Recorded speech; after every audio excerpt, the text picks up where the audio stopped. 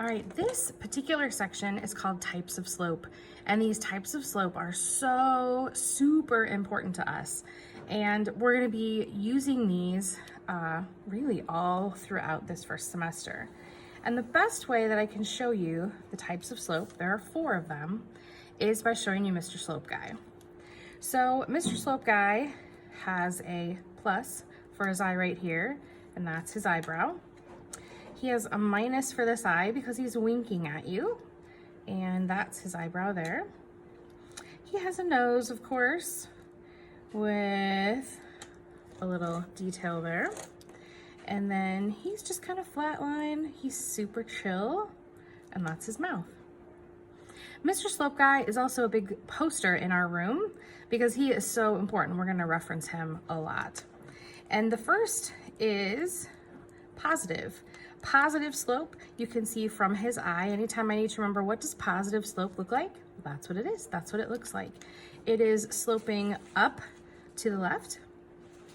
If I'm looking at negative slope, that's this eye right here where he's winking at you, and it is coming down to the right.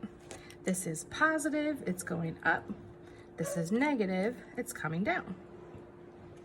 The other slope that we're taking a look at is his nose, and this is called undefined.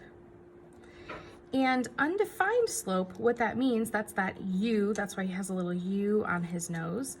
That's this type of line. And we're gonna talk about what it means here in just a second. And then his last is no slope or zero slope. And zero slope, you can see, is this flat line here. It's coming here, okay? And slope is defined as rise over run. And that's how I can see that these 4 pieces work in this rise over run fashion. If I look to the positive slope, I'm rising, I'm going up and running to the right. In this negative slope, I'm rising. Instead of rising, I'm actually falling and running.